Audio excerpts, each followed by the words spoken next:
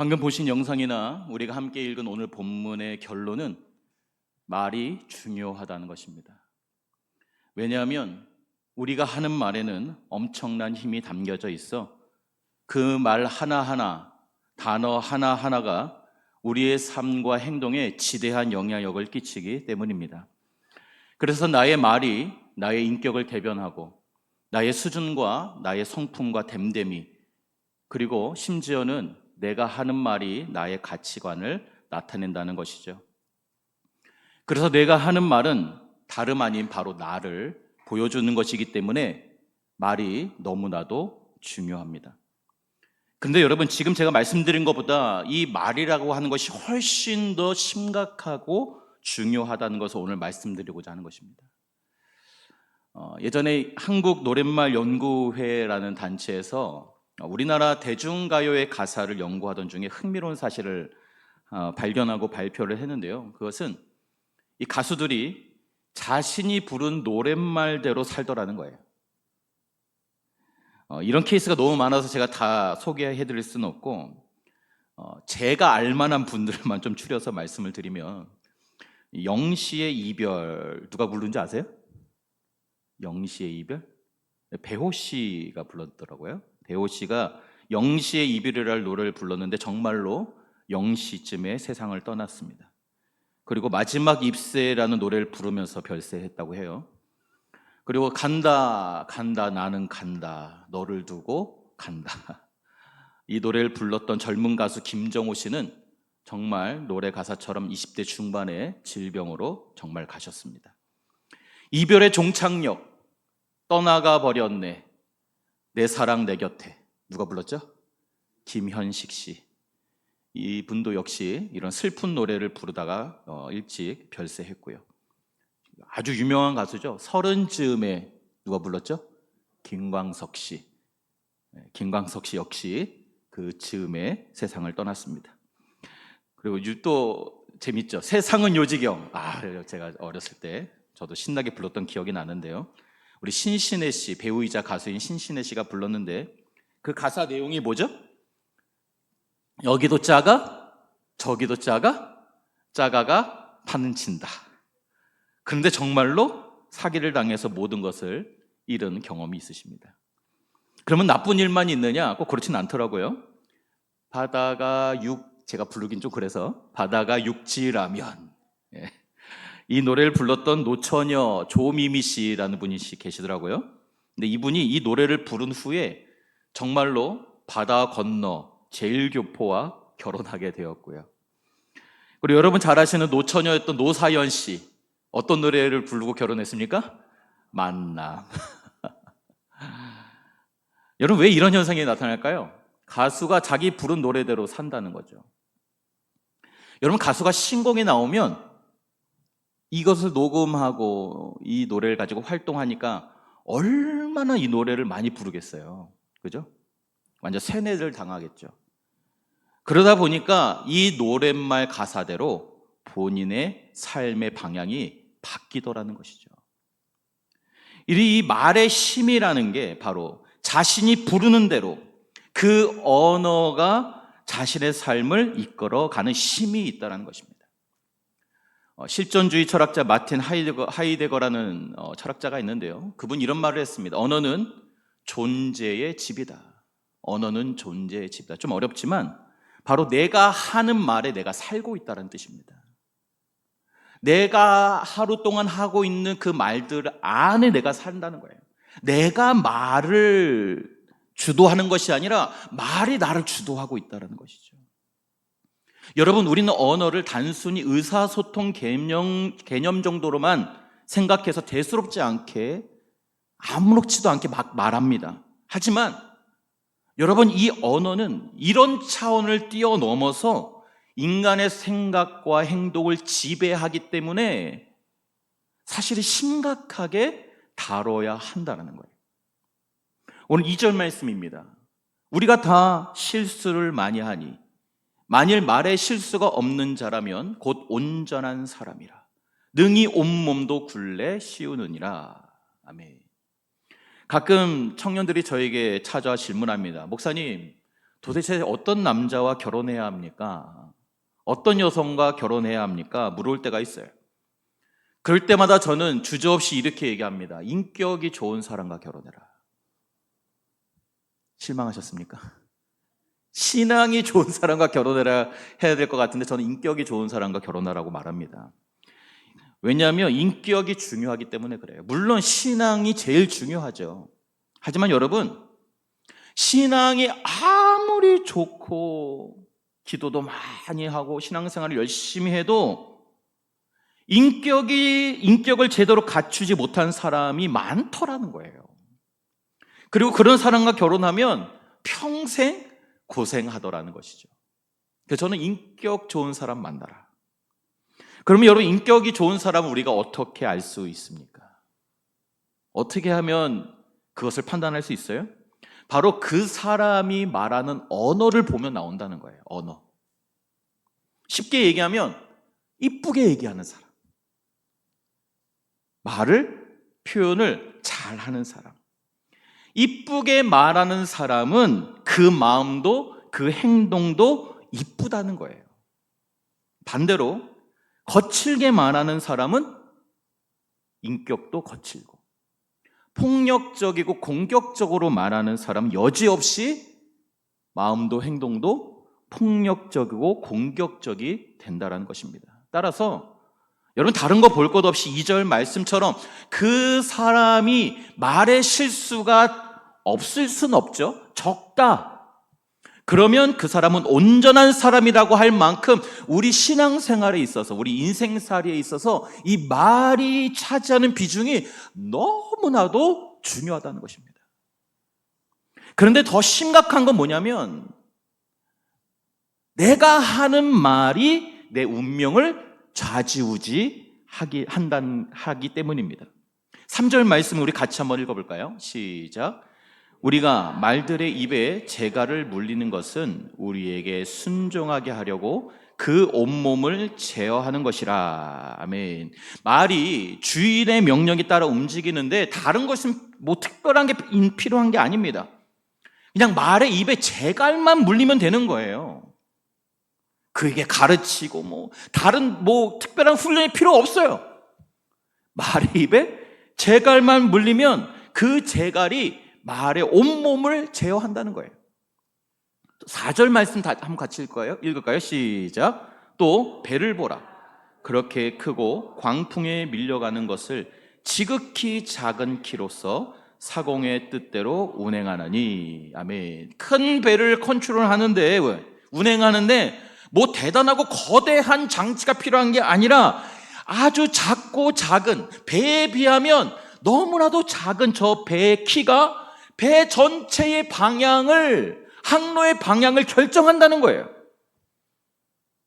즉, 우리 인생 전체를 컨트롤하고 우리가 원하는 방향으로 삶을 몰아가고자 할 때 뭘 먼저 가장 신경 써야 하냐? 바로 말을 신경 써야 된다는 거예요. 말.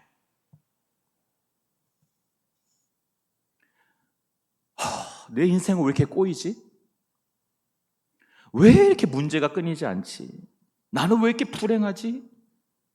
부부간의 문제, 자녀의 문제, 일터의 문제, 고부간의 갈등, 이런 문제들이 발생할 때 여러분, 사실 그 모든 문제들의 근원을 찾고 찾아가다 보면 마지막에 나오는 것이 뭐예요? 바로 말입니다. 말. 우리 대부분의 문제가 다 어디서 발생하냐? 이 말에서부터 발생한다는 거예요.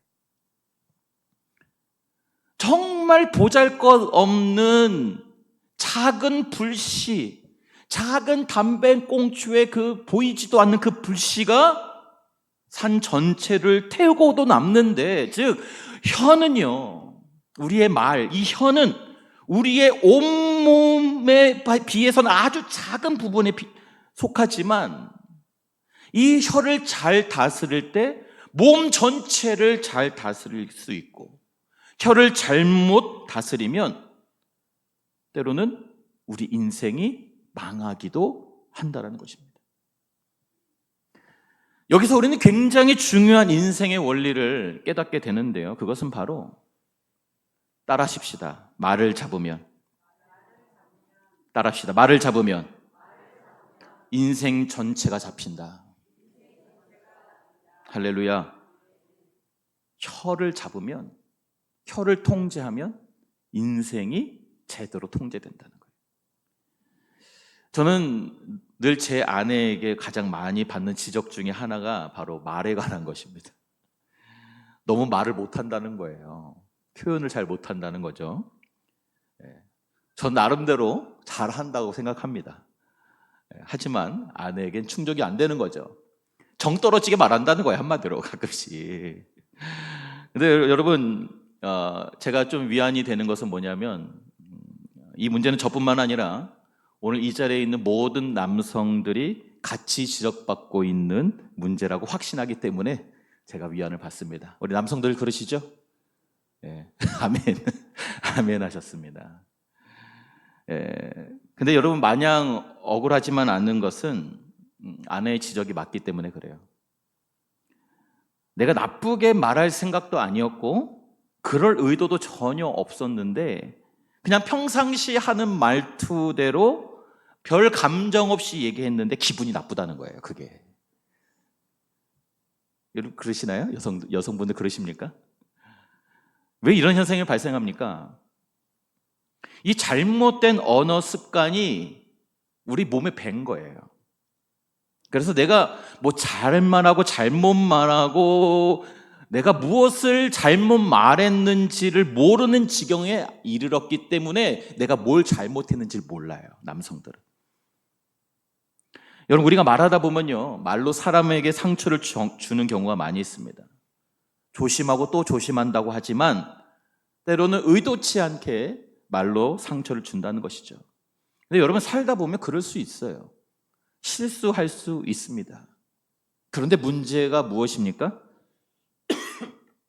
방금 말씀드렸던 것처럼 내가 뭘 잘못 말했는지를 모른다는 거예요. 이게 심각한 거예요. 실수로 상처를 줄 수 있습니다. 하지만 이 실수가 습관처럼 반복되고 지속되면 나중에는 어떻게 됩니까? 번번이 다른 사람에게 말로 상처를 입히면서도 나는 늘 이렇게 얘기해 왔으니 아무렇지도 않게 얘기하니 나는 아무런 문제가 없다라고 문제의식조차 느끼지 못한다라는 거예요. 이게 가장 큰 문제입니다. 그리고 거칠고 함부로 말하는 그런 나쁜 습관이 있는 줄 알면서도 이게 내 스타일이야, 이게 내 성격이야, 내 말투는 원래 이래 하면서 별 대수롭지 않게 생각한다는 거죠. 특히 이런 현상이 어디서 제일 많이 발생하는 줄 아십니까? 어디서 제일 많이 발생해요? 가정이에요, 가정. 부부 간에, 부모와 자식 간에, 고부 간에. 또 어디서 많이 발생해요? 교회 안에서. 우리 교우 안에서, 셀 안에서 제일 많이 발생한다는 거예요. 여러분, 왜 이런 현상이 발생할까요? 가장 많은 시간을 보내고 오랫동안 함께 했던 내 가족과 내 셀원들에게 왜 우리는 말을 함부로 할까요? 오늘 본문 7절, 8절이 그 답을 우리에게 주고 있는데요. 우리 함께 읽어보도록 하겠습니다. 시작. 여러 종류의 짐승과 새와 벌레와 바다의 생물은 다 사람이 길들일 수 있고 길들여 왔거니와 혀는 능히 길들일 사람이 없나니 쉬지 아니하는 악이요 죽이는 독이 가득한 것이라. 아멘. 혀는요 절대로 길들여지지 않는데요. 쉬지 아니하는 악이요 죽이는 독이 가득한 것이 혀이기 때문에 우리는 그렇게 말을 할 수밖에 없다라는 거예요. 우리의 혀가요 이토록 무서운 거예요. 그런데 나는 원래 이래, 이게 내 원래 말투야, 이것을 이대로 방치하겠다? 그럴 수 없는 거예요. 그래서 여러분, 자격 없는 우리를 예수 그리스도 십자가 보혈의 은혜로 죄 사함을 받아 하나님의 자녀가 되는 놀라운 은혜를 입은 자 되었는데, 이제 우리 로마서 6장까지 하고 있었죠. 이제 6장부터는 성화에 관한 이야기가 나옵니다. 여러분, 이제 하나님 자녀다운 삶, 성화의 삶을 살아내기 위해서 가장 첫 번째로 요구되는 중요한 요소가 뭐냐? 바로 혀를 다스리는 게 가장 중요하고 가장 첫째 되는 조건이라는 거예요. 우리 야고보서 1장 26절 말씀 같이 한번 읽겠습니다. 시작. 누구든지 스스로 경건하다 생각하며 자기 혀를 재갈 물리지 아니하고 자기 마음을 속이면 이 사람의 경건은 헛것이라. 내가 아무리 기도도 많이 하고 말씀도 많이 묵상하고 새벽 기도도 하고 금요 성령의 밤도 빠지지 않고 이렇게 늘 경건한 삶을 산다고 할지라도 내 말 한마디 잘못 말했다가는 그 나의 모든 경건 생활이 다 무용지물로 만들어버릴 수 있을 정도로 내가 하는 말이 너무나도 중요하다는 거예요. 아무것도 소용없게 만드는 것이 내가 내뱉는 한마디의 말입니다. 혀가 중요하다. 그러면 이 혀를 우리는 어떻게 해야 될까요, 도대체? 쉬지 않는 악이요, 독이 가득한 이 혀를 어떻게 해야 할까요? 어떻게 하면 이 혀를 다스려 온전한 신앙인이 될 수 있을까? 우리 야고보서 1장 19절 말씀 같이 읽겠습니다. 시작. 내 사랑하는 형제들아, 너희가 알지니 사람마다 듣기는 속히하고 말하기는 더디하며 성내기도 더디하라. 아멘. 첫째로 우리는 어떻게 혀를 다스릴 수 있는가? 먼저 들으라는 거예요. 말하지 말고 들으라는 거예요. 제발 들으세요. 경청을 얘기하는 겁니다. 경청. 여러분, 이 경청이 참 어렵습니다. 이 경청에서 이 청은 들을 청, 한자로 들을 청자인데요. 이 글자를 뜯어보면 우리에게 준 아주 깊은 의미가 있어요. 여러분 보시는 것처럼 왼쪽 변에 보면 두 개의 한자가 합쳐져 있죠? 뭡니까? 귀이와 인군 왕자가 합쳐져 있어요. 여러분, 귀가 있는 것은 당연한데 왜 임금 왕자가 함께 있는가? 바로 내가 누군가와 대화할 때, 누군가를 만날 때 내가 왕과 같은 큰 귀로 상대방의 이야기를 집중해서 먼저 들으라는 거예요. 들어라. 그리고 오른쪽 변에 보시면 그 위에, 그죠? 한시 방향에 보면 뭐가 있습니까? 열십자와 눈목자가 있습니다. 즉, 우리가 가진 눈은 두 개지만 마치 10개의 눈을 가진 것처럼 상대방을 집중하여 쳐다보면서 얘기하라는 거예요. 산만하게 막 핸드폰 보고 갑자기 주의 두리번 하지 말고 누군가와 대화할 때는 그 사람의 눈을 마치 내가 10개의 눈을 바라보듯이 집중해서 바라보라는 거예요. 여러분, 셀 모임에서도요, 본인 나눈 다 끝났다고 딴짓 하시는 분들이 있어요. 그러지 말라는 겁니다. 누군가와 이야기할 때는 그 사람의 눈을 쳐다보라는 거예요. 그리고 이제 5시 방향에 보면 한 일자와 마음심자가 함께 있습니다. 이것은 무엇을 의미합니까?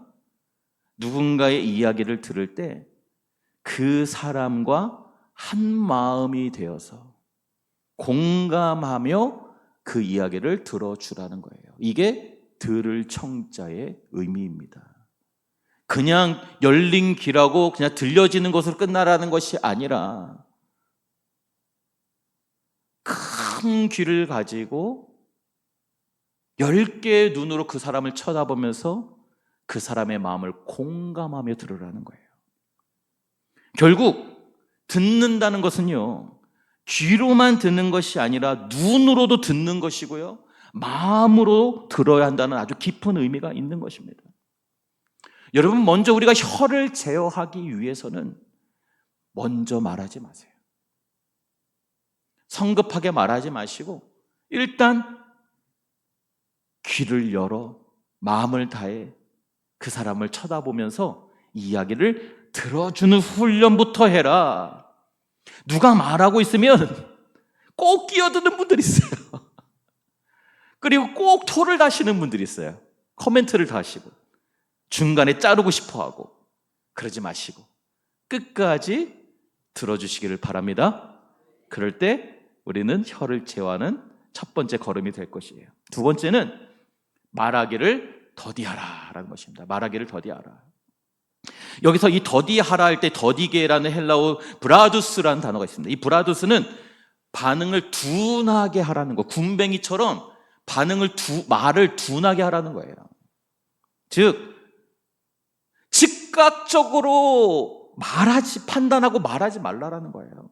속단해서 말하지 말라라는 거예요. 다른 사람의 소식이나 어떤 정보를 들었을 때 그것을 즉각적으로 판단하고 말하지 말라. 무언가를 말하기 전에 아까 첫 번째가 뭐였어요? 들으라. 말하기 전에 귀를 크게 열고 10개의 눈으로 살펴보면서 상황을 파악하는 게 중요한 거예요. 우리는 너무나도 쉽게 한 사람 말만 듣고 판단해버리는, 말해버리는 습관이 있어요. 그러지 말라는 거예요. 어떤 소식이나 정보를 들었을 때 말하지 말고 귀를 열어서 많은 사람들의 이야기를 들어보고 10개의 눈을 가지고 정확하게 상황을 판단한 후에 말해도 늦지 않다. 그러면 혀의 실수를 줄일 수 있다는 거예요. 우리 전도서 5장 2절 말씀 우리 같이 한번 읽어볼까요? 시작. 너는 하나님 앞에서 함부로 입을 열지 말며 급한 마음으로 말을 내지 말라. 하나님은 하늘에 계시고 너는 땅에 있음이니라. 그런즉 마땅히 말을 적게 할 것이라. 아멘. 하나님께서는 하늘에 계시고 너는 땅에 있잖아. 하나님이 다 보고 계셔. 다 알고 계셔. 그러니 너는 함부로 말하지 마. 판단은 하나님께서 하실 거야. 그러니 너는 말을 많이 할 필요가 없어. 전도서 저자가 말씀하시는 거예요. 때로는요, 우리가 신앙생활 하다 보면, 공동체 생활을 하다 보면 어떻습니까? 내 상식과 내 생각에 맞지 않는 다른 상황을 마주할 때가 많다라는 거예요. 야, 저 사람 도대체 왜 저러지? 도대체 왜 저런 옷을 입고 오지? 왜 저런 신발을 신고 오지? 화장은 도대체 왜 저렇게 하는 거야? 교회가 왜 이러지? 교역자가 왜 이러지? 목사님이 왜 이러지? 때로는요, 이해가 안 될 때가 있다라는 거예요. 그럴 때, 왜 이러지? 의문이 들 때, 함부로 가정에서 판단하지 말고 성급하게 말하지 말라라는 거예요. 그렇게 하는 데는, 그 사람이 이상한 옷을 입고 오는 데는, 저 사람이 저렇게 인상을 쓰고 오는 데에는, 저 사람이 저렇게 행동하는 데는 다 이유가 있다 없다?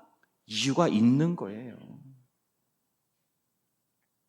들을 청, 귀를 열고 내 눈으로 직접 확인한 후 전후 사정을 다 알고 나면 뭐가 되냐? 공감이 되기 시작합니다. 아, 저런 이유 때문에 저 사람이 저렇게 했었구나. 아, 저렇게 할 수밖에 없는 사정이 있었구나.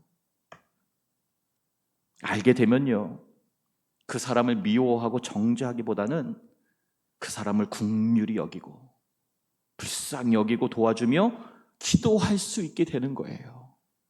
여러분, 이 결과가 얼마나 큰 차이예요?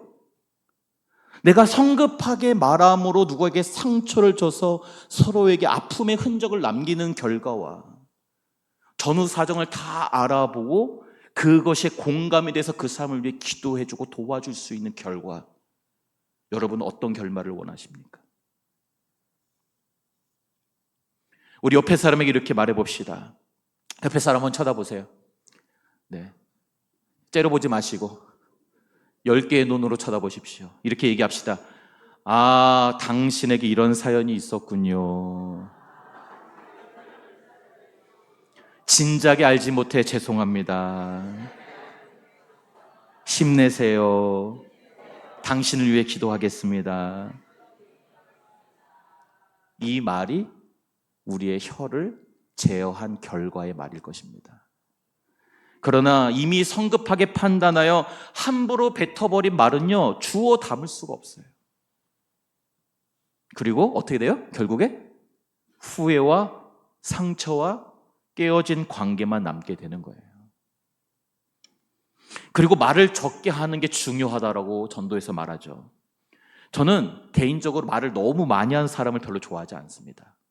다행히 우리 성수교회는 말을 많이 안 하시더라고요. 감사해요. 근데 제 인생에 한 2분 정도가 있었어요. 말을 한 번 시작하면 밤을 새서 얘기하시는 분들이 있었어요. 근데 제 평생에 말을 많이 하는 사람 치고 신실한 사람을 단 한 번도 보질 못했어요. 왜 그렇습니까? 여러분, 우리 말에 실수가 많은데 그 많은 말을 내뱉은 거를 어떻게 본인이 다 지키며 살겠어요? 그걸 어떻게 다 거둬들이겠어요? 있을 수 없는 일이에요.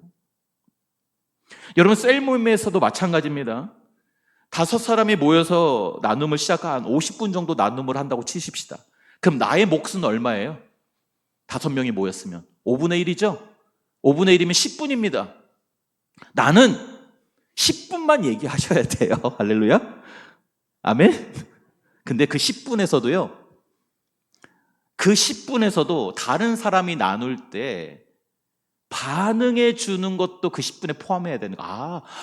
그렇구나. 아멘. 아우, 잘했어요. 이런 리액션 있죠? 이런 리액션에도 1분이나 2분 이상을 투자하시라는 거예요. 나는 내가 나눌 때 7분에서 8분만 얘기하시라는 거예요. 말을 너무 많이 하지 말라. 왜요? 사람은 말에 실수가 있기 때문입니다. 그렇구나. 아멘. 이런데 여러분의 셀 모임 때 말을 나누시기를 축복합니다. 마지막으로 우리가 혀를 제어할 수 있는 마지막 3번째는 성내기를 더디하라는 거예요. 따라합시다. 성내기를 더디하자. 위에 2가지도 문제지만 이 3번째가 가장 큰 문제입니다. 성내는 것. 우리 야고보서 1장 20절 말씀 같이 읽을까요? 시작. 사람이 성내는 것이 하나님의 의를 이루지 못함이라. 아멘. 지금 사람이 성내는 것, 이 사람이 성내는 것에 지금 어떤 조건이 붙어 있어요? 아무런 조건이 없죠. 그저 좋은 일에 성낸다든지 나쁜 일에 성낸다든지 그런 조건이 없어요. 그저 사람이 성내는 것은 하나님께 의가 되지 않는다라고 단언하고 있습니다.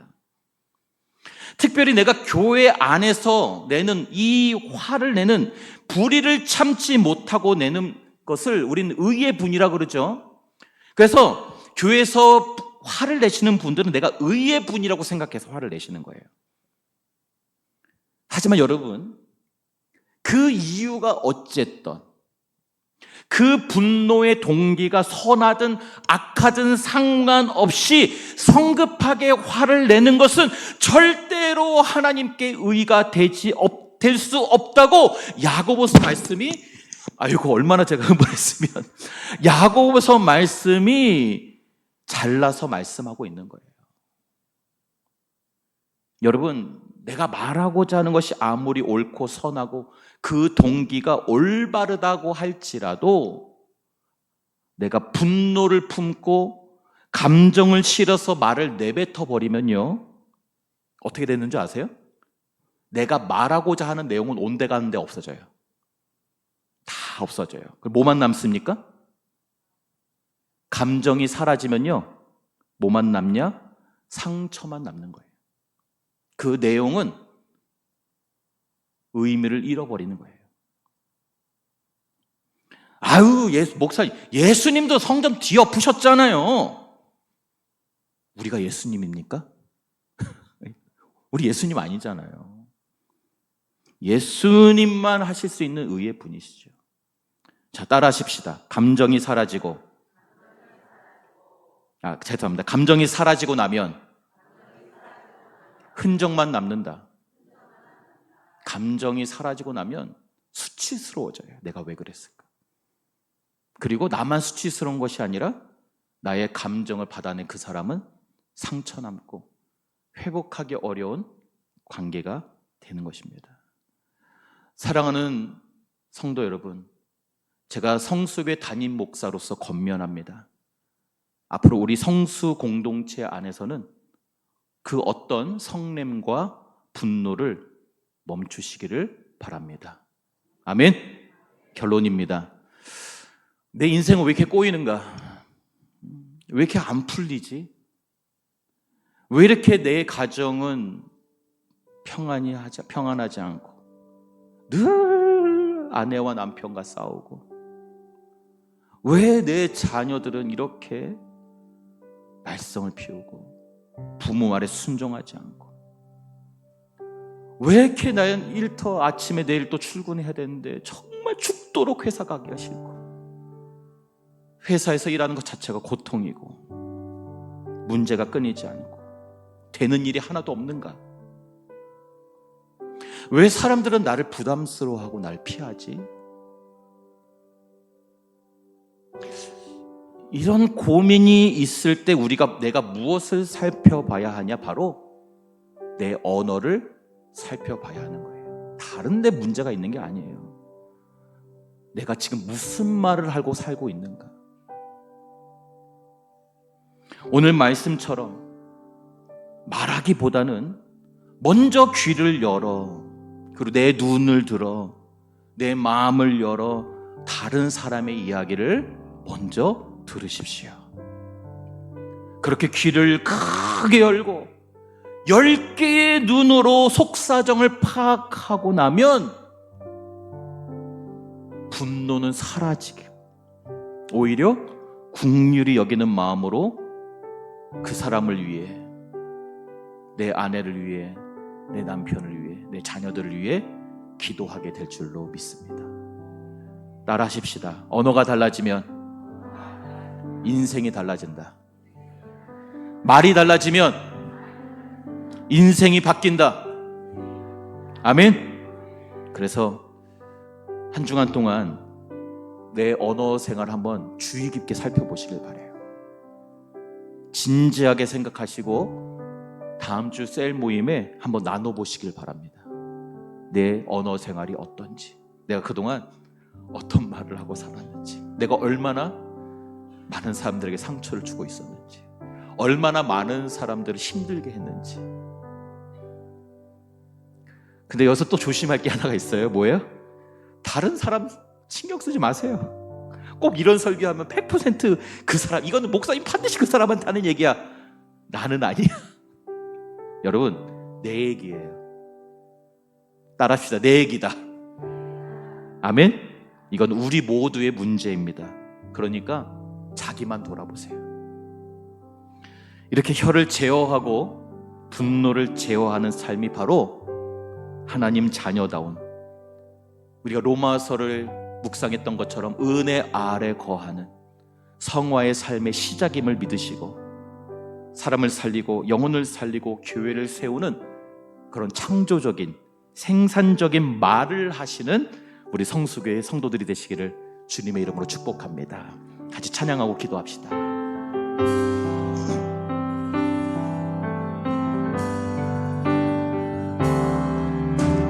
내 마음에 주를 향한 사랑이 나의 말엔 중하듯이 진리로, 나의 눈에 주의 눈물 채워주소서.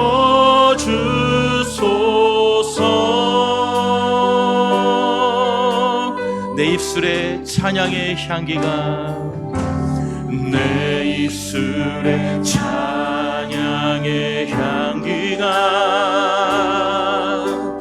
두 손에는 주를 닮은 섬김이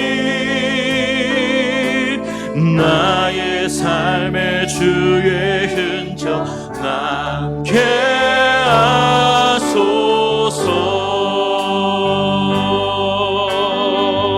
하나님의 사랑이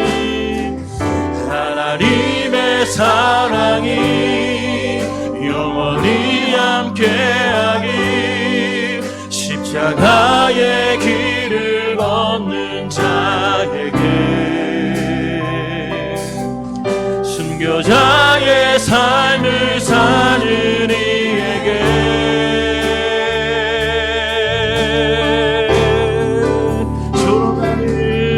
조롱하는 소리와 세상 유혹 속에도 주의 순결한 신부가 되리라. 내 생명 주님께 드리리. 우리 2절 들어가면 내 입술에 찬양의 향기가 내 입술에 찬양의 향기가 주 손에는 주를 닮는 섬김이 주 손에 주를 닮은 섬김이 나의 삶의 주의 흔적 남게 하소서. 하나님의 사랑이 내 안에 충만하게 임하길 원합니다. 하나님의 사랑이 영원히 함께하기 십자가의 길을 걷는 자에게 순교자의 삶을 사는 이에게